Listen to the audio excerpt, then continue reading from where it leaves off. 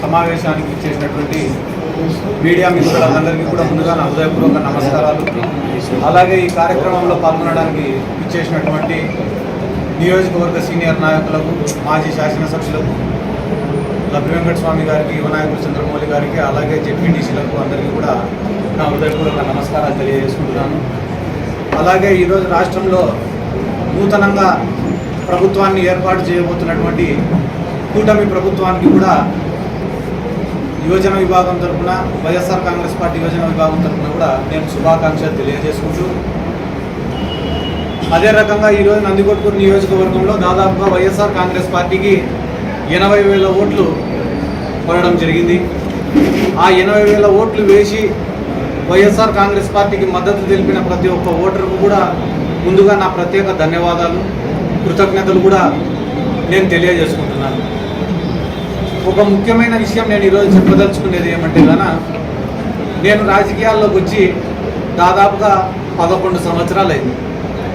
ఈ 11 సంవత్సరాలలో దాదాపుగా ఒక 5 సంవత్సరాలు ఏ పార్టీలో లేకుండా వ్యక్తిగతంగా నేను రాజకీయం చేసిన, ఆ తర్వాత ఒక 6 సంవత్సరాలు వైఎస్ఆర్ కాంగ్రెస్ పార్టీలో ఉండి నేను రాజకీయం చేసిన.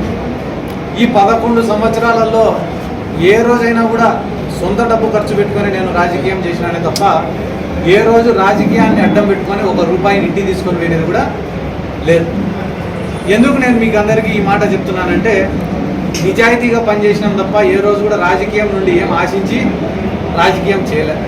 ప్రజల ప్రేమ కోరుకున్నాం, ప్రజల అభిమానం కోరుకున్నాం, ప్రజలు మమ్మల్ని ఇష్టపడాలని కోరుకొని రాజకీయం చేసినామే తప్ప ప్రజల నుంచి ఏం ఆశించి లేదా రాజకీయాల నుండి ఏం ఆశించి మేము రాజకీయం చేయలే. కాబట్టి రాజకీయాలలో గెలుపోవటములు అనేటివి సర్వసాధారణం, సహజం. గెలిచిన రోజు పొంగిపోలేదు, ఈరోజు కుంగిపోయే ప్రసక్తి కూడా లేదు. కానీ ఈరోజు నందికొట్కూరు నియోజక ప్రజలందరికీ నేను చెప్పాలనుకునే విషయం ఏమంటే, నాకు ఈరోజు రాష్ట్రంలో ఇంత గుర్తింపు వచ్చిందంటే దానికి కారణం 3. ఒకటి నందికొట్కూరు నియోజకవర్గ ప్రజలు, ఇక్కడ ఉండేటటువంటి నాయకులు, రెండోది వైఎస్ జగన్మోహన్ రెడ్డి గారు, మూడోది వైఎస్ఆర్ కాంగ్రెస్ పార్టీ. నాకు ఇంత గుర్తింపు ఇచ్చిన ఈ 3 కోసం, అంటే ఒకటి నందికొట్కూరు కోసం, రెండోది జగన్మోహన్ రెడ్డి గారి కోసం, మూడోది వైఎస్ఆర్ కాంగ్రెస్ పార్టీ కోసం నా ఆఖరి శ్వాస వరకు నేను పోరాడతానని చెప్పి ఈ సందర్భంగా నేను గట్టిగా చెప్తున్నా. ఎందుకంటే కనుక నేను కూడా అనుకునేవాడిని మనసులో, చాలామంది నాయకులపై జగన్మోహన్ రెడ్డి గారికి దగ్గరగా కూర్చొని మాట్లాడుతుంటే నాకెందుకు ఈ అవకాశం రావడంలే, అంటే నేను పార్టీ కోసం కష్టపడి పనిచేస్తే జగన్మోహన్ రెడ్డి గారికి ఇంకా కొంచెం దగ్గర కావచ్చు, ఎప్పుడు కూడా ఇట్లా ఆలోచించేవాడిని. కానీ చాలామంది పార్టీలలో సీనియర్ నాయకులు ఉంటారు, వాళ్ళు చెప్పిన మాటకే ఎక్కువ వాల్యూ ఉంటుంది. కానీ ఇప్పుడు ప్రతిపక్షంలోకి వచ్చినాం కాబట్టి ఇప్పుడు ఈ 5 సంవత్సరాలు నేను కష్టపడతా. అది యువజన విభాగం తరఫున కావచ్చు, పార్టీ కోసం కావచ్చు, పార్టీ సిద్ధాంతాల కోసం కావచ్చు, పార్టీ కార్యకర్తల కోసం కావచ్చు, నా వంతుగా గడిచిన 11 ఏళ్ళు కష్టపడిన దానికన్నా రెట్టింపు కష్టపడతా. అది దేనికోసం అంటే, ఒకటి నందికొట్కూరు నియోజకవర్గానికి పనిచేయడం కోసం, ఇక్కడ ఉన్న కార్యకర్తల్ని కాపాడడం కోసం, మూడోది జగన్మోహన్ రెడ్డి గారికి దగ్గరగా ఉండి పనులు చేయడం కోసం. ఈ 3 కోసం చాలా కష్టపడి పని చేస్తానని చెప్పి ఈ సందర్భంగా ప్రతి ఒక్కరికి కూడా తెలియజేసుకుంటూ, అదే రకంగా ఈరోజు రాష్ట్రంలో ఎన్నో చోట్ల వైఎస్ఆర్ కాంగ్రెస్ పార్టీ నాయకులపైన, వైఎస్ఆర్ కాంగ్రెస్ పార్టీ యువజన విభాగం నాయకులపైన తెలుగుదేశం పార్టీ వాళ్ళు దాడులు చేస్తున్నారు. ఆ దాడులను కూడా నేను తీవ్రంగా ఖండిస్తున్నాను. ఎందుకంటే ఇవన్నీ మేము ఊహించనేటివి కాదు, మేము కొత్తగా చూస్తానేటివి కాదు. కానీ ఒక బాధాకరమైన విషయం ఏమరా అంటే, వైఎస్ఆర్ కాంగ్రెస్ పార్టీ అధికారంలో ఉన్నప్పుడు ఏ ఒక్క దాడి కూడా మేము చేయలేదు. ముఖ్యంగా ఈ నందికొట్కూరు నియోజకవర్గంలో మీరే చూసుకోండి, తెలుగుదేశం పార్టీ వాళ్ళపైన అక్రమ కేసులు కానీ, తెలుగుదేశం పార్టీ వాళ్ళపైన దాడులు కానీ వైఎస్ఆర్ కాంగ్రెస్ పార్టీ ఏ రోజు కూడా చేయలే. కానీ ఈరోజు అధికారంలోకి వచ్చి రాకముందే ఇక్కడ ఉన్న ప్రజలను భయపించాలా, నాయకులను భయపియాలా, వైఎస్ఆర్ కాంగ్రెస్ పార్టీ వాళ్ళని భయపియాలా, ఇక్కడ ఉన్న వ్యాపారాలన్నీ లాక్కోవాలా, కాంట్రాక్టర్లను బెదిరించాలా, జరుగుతున్న వర్కులను ఆపాలా, ఇటువంటి ఉద్దేశాలతో కొంతమంది వ్యవహరిస్తున్నారు. కాబట్టి ఇవన్నీ కూడా మంచిది కాదు, ఆ పద్ధతి మార్చుకోవాలా. ఎందుకంటే కానీ ఒకవేళ ఇదే పునరావృతం అవుతుందని అనుకుంటే కానీ ప్రజల్లోనే తిరుగుబాటు అనేది ఖచ్చితంగా మొదలవుతుంది. ఆ రోజు వైఎస్ఆర్ కాంగ్రెస్ పార్టీ కార్యాచరణ కూడా చాలా బలంగా ఉంటుంది.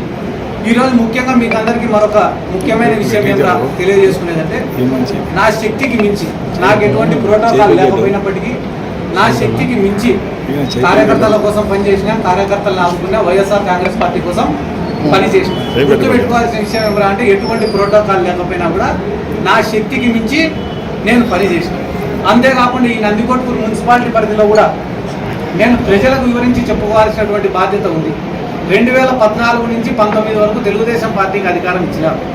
అధికారం ఇచ్చిన రోజు వాళ్ళు చేసినటువంటి డెవలప్మెంట్ ఎంత, 2019 నుంచి 24 వరకు దాంట్లో కూడా మా మున్సిపాలిటీ ఏర్పడి ఆలోచన చేయమని చెప్పి కోరుతున్నా. ఎందుకంటే కన్నా ఈరోజు ఓడిపోయినామనే బాధ కన్నా మాకు ఎక్కువ ఏమనిపిస్తుంది అంటే ప్రజలు ఎక్కడ మమ్మల్ని చెడుగా అనుకుంటారో అనే ఆలోచననే మాకు ఎక్కువగా ఉంది.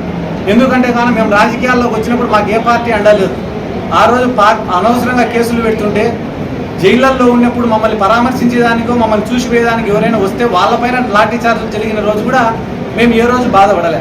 కానీ ఈరోజు అధికారంలో ఉండి ఈ అధికారాన్ని కోల్పోయే పరిస్థితుల్లో ఓటు చూసే టైంలో ప్రజలకు వివరించి చెప్పుకోవాలని చెప్పే అంశాలు చాలా ఉన్నాయి.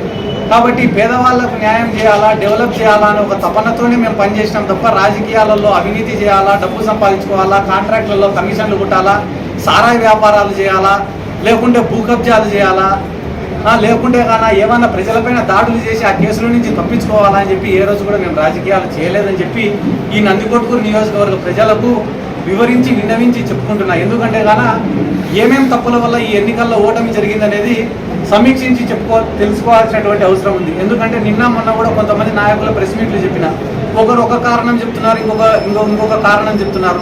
అవన్నీ కూడా బయట మీడియాకి చెప్పేటివి కాదు. కాబట్టి నేను కూడా పార్టీలో కూర్చొని అంతర్గతంగా చర్చించి వాటిపైన కూడా సరైన నిర్ణయం తీసుకుంటాం త్వరలోనే. ఖచ్చితంగా రానున్న రోజులలో ప్రజల్లోకి బలంగా వెళ్తాం. ప్రభుత్వం రానున్న రోజుల్లో కొత్త ప్రభుత్వం ఏర్పడబోతుంది. వాళ్ళు చేసే కార్యక్రమాలను కూడా దగ్గర నుంచి చూస్తాం. ఎందుకంటే కానీ జగన్మోహన్ రెడ్డి గారు ఆ రోజు సంక్షేమ పథకాలు ఇచ్చే రోజున నారా చంద్రబాబు నాయుడు గారు కానీ మిగతా తెలుగుదేశం పార్టీ నాయకులు కానీ ఈ రాష్ట్రం శ్రీలంక అయిపోతుందని చెప్పిన మాట రాష్ట్ర ప్రజలకు అందరికీ తెలిసిన విషయమే. కానీ ఈరోజు జగన్మోహన్ రెడ్డి గారు ఇచ్చిన హామీలకు 10 రెట్లు ఎక్కువ హామీలు చంద్రబాబు నాయుడు గారు ఇవ్వడం జరిగింది. కాబట్టి వాటిని ఎంతవరకు మీరు పరిష్కరించగలుగుతారు, ఎంతవరకు ప్రజలకు అందించగలుగుతారు? ఈ అందించే క్రమంలో మీరు ఏదన్నా కూడా చేయలేకపోతే ఖచ్చితంగా వైఎస్ఆర్ కాంగ్రెస్ పార్టీ తరఫున ఖచ్చితంగా తెలుగుదేశం పార్టీని కానీ కూటమి ప్రభుత్వాన్ని కానీ ప్రశ్నిస్తామని చెప్పి ఈ సందర్భంగా నేను తెలియజేసుకుంటూ, ముఖ్యంగా నేను చెప్పదలుచుకునే విషయం అధికారంలో ఉన్నప్పుడు చెప్తున్నా, ఇప్పుడు చెప్తున్నా, ముఖ్యంగా నందికొట్కూరు నియోజకవర్గంలో ఉండేటటువంటి వైఎస్ఆర్ కాంగ్రెస్ పార్టీ నాయకులు కానీ కార్యకర్తలు కానీ ఇంత మంచి క్యాడర్ దొరికినందుకు, ఇంత మంచి నాయకులు దొరికినందుకు నిజంగా మా అదృష్టం అని చెప్పి కూడా అప్పుడు చెప్పినా ఇప్పుడు చెప్తున్నా. నిస్వార్థంగా ప్రజలకు మంచి చేయాలనే ఒక ఆలోచన తప్ప, ప్రజల దగ్గర ఒక గుర్తింపు తెచ్చుకోవాలనే ఆలోచన తప్ప ఎప్పుడు కూడా ఏదన్నా నీరు చెట్టు లాంటి కార్యక్రమాలు చేసుకొని కమిషన్లు కొట్టాలనో, లేదా వచ్చే పెన్షన్లలో కమిషన్లు కొట్టాలనో, లేకుంటే ఏదైనా పోస్టులు వస్తే అమ్ముకోవాలన్న ఆలోచన లేకుండా కేవలం ప్రజల దగ్గర మంచి పేరు సంపాదించుకోవాలని ఒకటే ఒక ఆలోచనతో పనిచేసినటువంటి వైఎస్ఆర్ కాంగ్రెస్ పార్టీ క్యాడర్కి అందరికీ నా జీవితాంతం రుణపడి ఉంటానని చెప్పి కూడా ఈ సందర్భంగా తెలియజేసుకుంటూ, రానున్న రోజులలో మీకు ఎటువంటి ఆపద వచ్చినా, ఏం అవసరం వచ్చినా ప్రభుత్వం ద్వారా మీకు ఏదన్నా అందకపోయినా ఖచ్చితంగా నేను మీకు అండగా ఉంటానని చెప్పి ఈ సందర్భంగా నేను తెలియజేసుకుంటూ, మీకు అప్పుడు చెప్పినా ఇప్పుడు చెప్తానా, నేను ₹1 సంపాదించుకుంటే ఆ రూపాయికి మించి ₹1.5 మీకోసమే ఖర్చు పెడతానని చెప్పి ఇక్కడ ఉన్న నాయకులందరికీ కూడా ఈ సందర్భంగా మరొకసారి నేను తెలియజేసుకుంటూ, రానున్న రోజులలో ఎక్కడెక్కడైతే తప్పిదాలు జరిగినాయో వాటన్నిటిని కూడా రెక్టిఫై చేసుకుంటామని కూడా ఈ సందర్భంగా తెలియజేసుకుంటూ, ఈ అవకాశం ఇచ్చి ఇక్కడికి ఇచ్చేసిన విలేకరులకు అందరికీ ప్లీజ్ సబ్స్క్రైబ్ .news